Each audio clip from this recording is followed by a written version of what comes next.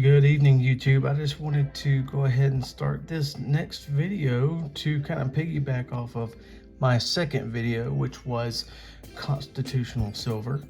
And in that second video, I talked about Morgan dollars and peace dollars, silver dollars. In this video, I'm going to talk about smaller constitutional silver, aka dimes, quarters, half dollars, things like that. Not so much nickels, because the silver content for nickels wasn't that great. It was only in during World War II.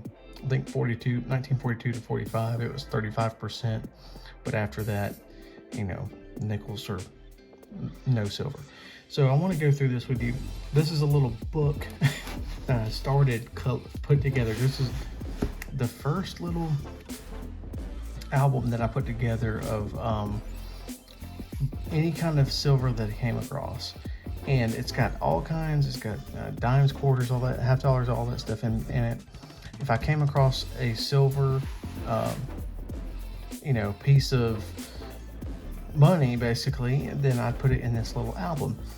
I've got probably 3 or 4 bags, actual canvas bags full of this now, but this I like to keep around because it kind of takes me back to my very beginning days, and this is still kind of unfinished, which is kind of cool.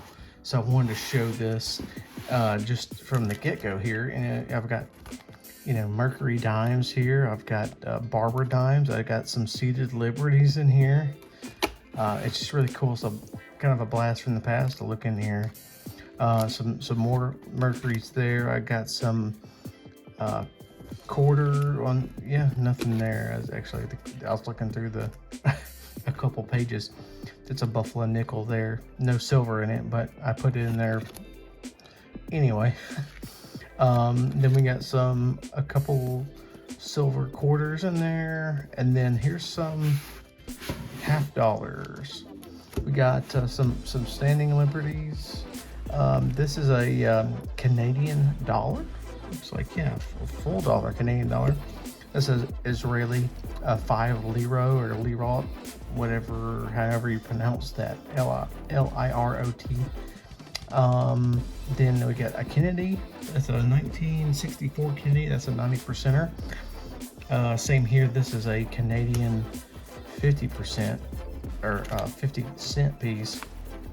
Looks just like that top one, but smaller. Same here. That's a 68 Kennedy. So that's 40%. And then these two are the same. And these, I think, are 90% silver, something like that. So they're close. They're like 20 or 21 grams for both of these total silver weight. So it's pretty nice. I like those a lot. They're really interesting coins to have. So yeah, as you can see, this book never really got finished because I kind of got away from it, started going to stacking weight. And I got away from the book. So I got a bunch of weight in coins, but I never finished this little book here. But it's a good thing to go through for like new stackers and things like that, because it gives us an idea of what we're looking for, right? So, and that's the whole idea, is to get an idea of what we're looking for. And don't worry about these will come into the conversation just a little bit later. So let's start off here. We want to look at, first off, what you should be stacking now if you're not stacking already is 90% silver dimes.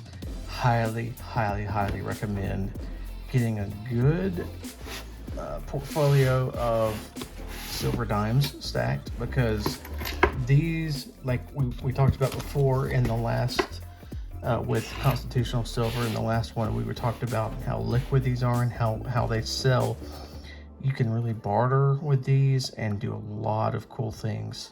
So, and they're really nice coins too, just as like a collector value.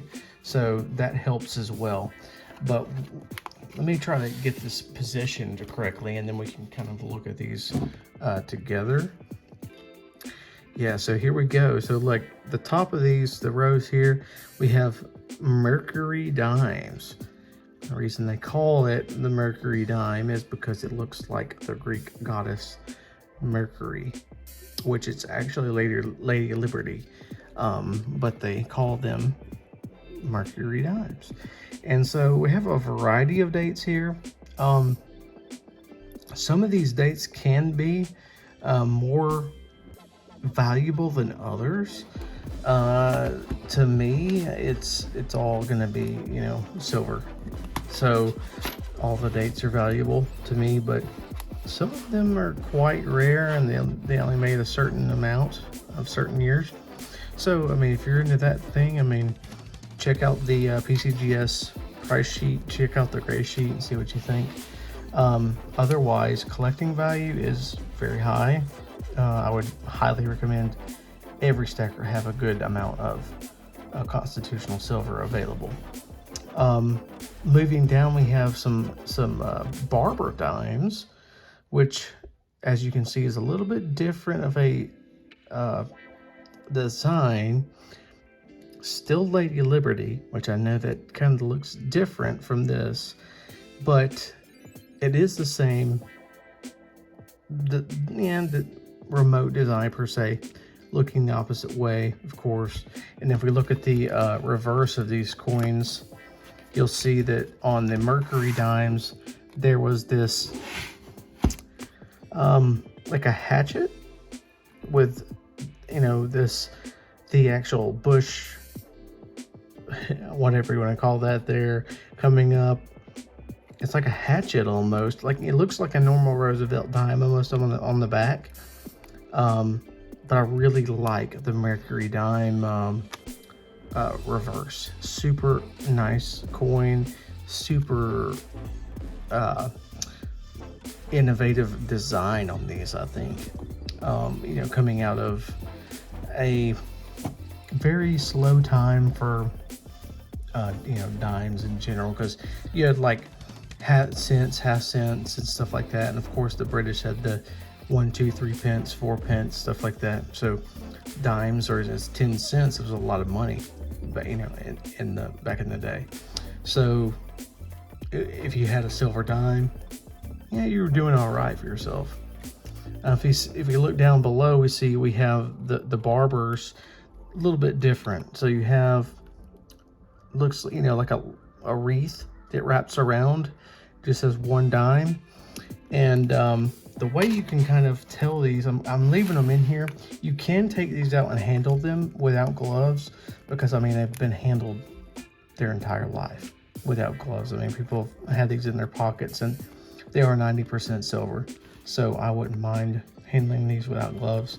But on the Mercury dimes, if you want to find the mint on these, all you have to do is look. Let me try to see if I can find one. Here's one. Right below where the hatchet is here. If you can see that, I know it's going to be hard to see here, but right where that limb, focus, right here where that limb comes up, you can see it right there, right as where it says 1, where the E ends right there at the very end. There's a little S that you can see right there. So that's the San Francisco Mint. And for all these, it'll be the same way. Let's see if this one has one. Not that I can see. That's probably a Philly. That one looks like a D. That looks like Denver. Yeah, Denver Mint. There's another D here on this one, right there at the bottom. So that's how you tell your mint for your Mercury dimes. Pretty cool stuff. So for the and of course the date on all these will be in the corner down here at the bottom. So if you're looking at the obverse of the coin, it's going to be right there at the bottom. So, which that one is a 1941 up there. Really nice dime, really cool design. Really like that. All right, so going down to the barber, we got the same kind of layout here. The it'll be the date at the very bottom, right below the head or the bust there, and then on the back you have the mint right below, should be right below the wreath there, which this one has no mint mark, so that's going to be Philadelphia. This one has an O. Look at that. That's really cool. So like we talked about before, you had at this time you had Philadelphia, Denver, San Francisco, New Orleans, and Carson City minting any kind of constitutional silver at this time.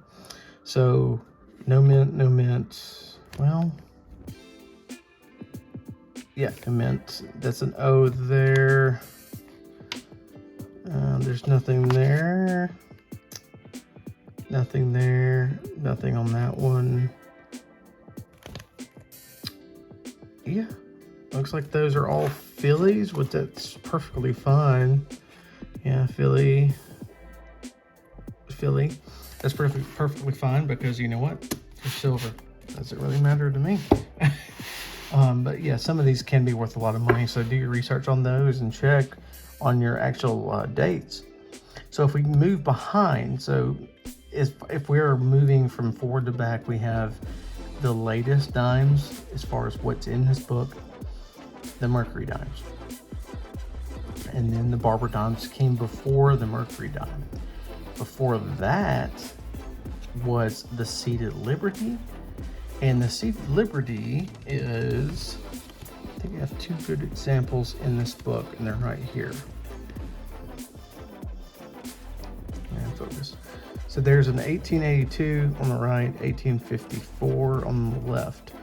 And the 1884 looks like it has a little bit more, or the 1882 looks like it has a little bit more detail. And if you look at the back or the reverse of this coin, it's going to show a nice little detailed shot of what you would think would be the reverse of the Barber, but it's not. So, and this kind of shows you why this came right before the Barber. Looks almost exactly the same. That's a Barber. That's a Seated Liberty. And these are both, looks like they're both Phillies, but 1854, 1882, very nice coins in my opinion. And I mean, all of these coins are 90% silver. So I mean, like I said, there's some that are old that they didn't really make a lot of, that can be worth a lot of money. But for me, if they're silver, they're good for me. So that's kind of way I look at it. So let's look at it. I think there's another one we can look at in here that is different. There was, looked like one in here that was a capped bust. Yeah, there is. Here's a capped bust dime, 1835. Awesome coin here. This is one of my favorites, and that's why I went in this little book whenever I was actually starting this. So an 1835 capped bust dime. Let's look at this on the back, on the reverse of this coin. Make sure I know exactly where it's at. So here we go.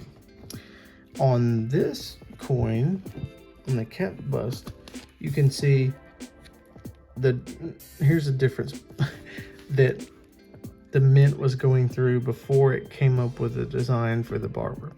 So these kind of had a bad rap because they're like, oh, our coins kind of don't look great. We don't really like the way our coins look, and you know, Europe has all these nice looking coins, and we don't have that.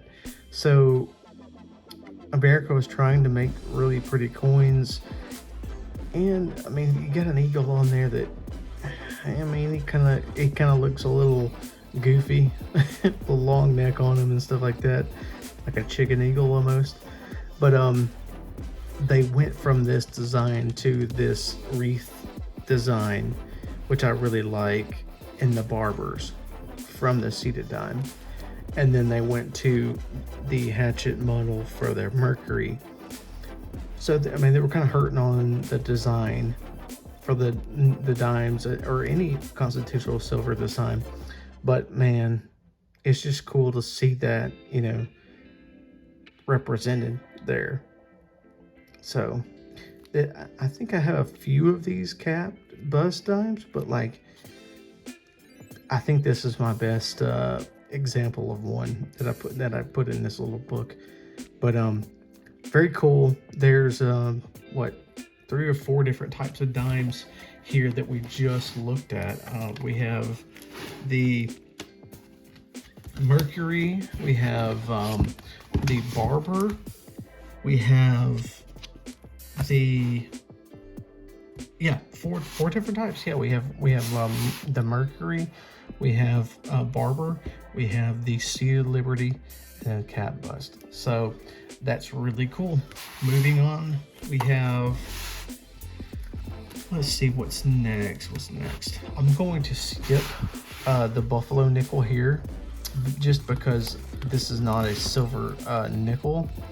They are super cool and really collectible, but I'm gonna skip this for now because we are talking about pure silver here. Not pure, but you know, as pure as you can get as far as constitutional goes. I only have a couple quarters here, so this should be fairly quick. These are both 1964 quarters, Washington quarters. So as you can see, 1964, nothing too crazy, nothing too special. You just have the normal reverse with the eagle, nothing crazy. Just 1964 and earlier will give you 90% silver quarters there. Awesome. All right, moving on to the half dollars. This is where I have a little bit of more variety to show as far as this book is concerned. So these are Walking Liberty halves, and these are super cool. Love these coins. Highly recommend, if you get no other silver, get some Walking Liberty halves and some Mercury dimes. That if you get nothing else, get that. So super cool design. Lady Liberty, Walking Liberty, and let's see, on the reverse of these coins, you have kind of like a cap bust type look here. You have the like eagle standing up, you know, kind of putting his wings up. I mean, I like that reverse of that coin. Pretty cool. I mean, that's a nice look, you know. And I like the way that they get the dark coloring, like we talked about in the last video. That dark coloring you get around that lettering, and it makes it pop. I really like that. That's really cool. But awesome coins. And of course, if you want to check your what mint you have, it's going to be right. If you look very closely, right next to where it says $half, it's going to be right there, right at the tip of my finger between E pluribus unum, follow the rim around, and right before $half, you'll see your mint right there. It looks like a little dot from here, but that's where your mint is. So that's really cool. And I just wanted to mention a couple like special tribute coins as far as this goes, that are not US Mint once we go through the Kennedys here. So we have the Walking Liberty $half, which is awesome. Then we have a 68 Kennedy, that's a 40%, and then 64 Kennedy, that is a 90%. And there's really no real difference between the two. One's just 40% silver, one's 90. So same reverse, same everything. One's just 90%, one's 40. And of course, any silver from the U.S. 1964 and earlier is 90%. Do your research if it's after that, because some of this stuff, like the Kennedys, the Ikes, stuff like that, they can be 40%. So make sure you do your research on that. Now, I do have a couple weird things, like a Canadian silver dollar, Canadian half dollar, and 2 Israel 5 liro or lirot coins. Super cool coins. And this was kind of my first like little collectible book, so I just stuck these in here. But yeah, I think these are 92.5% silver maybe, and these are 80%. But yeah, just a cool little way to collect your silver, your constitutional silver, and have it in here. I have a little bit of everything. I have a mostly American, and then we have some Canadian, and we have a little bit of Israeli. So cool stuff.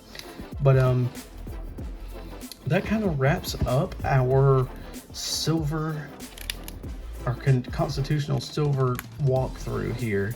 I just wanted to go through this book that I had because this is how I started. This is how I started with my constitutional silver. It's a great way to start. Just get you a little coin album. It says 240 coins. And then every time you find one, or every time you see one, just, fill it up. And then if you think about it this way, $1 face value in your normal 90% silver. So, say if you had 10 dimes or 4 quarters in dollar face value, it's like 0.77 troy ounces of silver. And I think it's $1.40 roughly that is 1 troy ounce of silver. So if you think about it this way, it's like, well, I got what, 10, 20, 30, 40, 50, 60 cents right there up top. So that's 612, 120, okay, 130, 140. So that's $1.40 right here. That should be roughly 1 ounce of silver. And then you pick up here 1, 2, 3, 4, 5, 6, 7, 8, 9, 10. That's $1 there. So on this one page is almost 2 ounces of silver. That's really cool. And it's why that I started with this book, to keep track. And it's a really cool way to do it, really fun and easy way to do it. And then, once you start getting weight and big constitutional silver runs, you still kind of have your little startup kit to kind of fall back to really see, like, where'd you get started at. It's really awesome and fun. And I just wanted to mention, I know this video is getting kind of long, but I wanted to mention these two. I really think that people should try to collect these if they can. I know this is not silver, but man, it's super cool, and it's history. So these are wheat pennies, and I absolutely love wheat pennies. So if you can, go through these coin lots and stuff and search, but don't forget your pennies, man. I mean, you look at these wheat pennies. They're super cool, and it's history. So yeah, you have your silver, and silver's awesome. Silver is great. But these wheat pennies are, in those piles too, and they get kind of thrown to the side. I mean, some of these pennies can go for a lot of money, a lot of good money. So I guess the moral of the story is, go through your old change, find your silver. Don't forget your pennies. I mean, they're your friends too. But yeah, I mean, go through your old change. I mean, those junk drawers may contain some silver value that you can start your own, book with, and your own coin album to start with, and then start gaining some, some weight from there. But yeah, just keep stacking it. Constitutional silver is great. It's a good thing to have, and I highly recommend that everybody have some, especially in the times we live in now. I mean, who knows? I mean, it'd just be great to have some coins that you spend on a daily basis, right? The dimes and nickels and quarters and things like that, but that are 90% silver. So they have more inherent value. Well, that's going to do it for me for today in this episode. I really appreciate you guys watching. Please like, subscribe, and share my content if you enjoy it. And I'll see you next time. Thanks.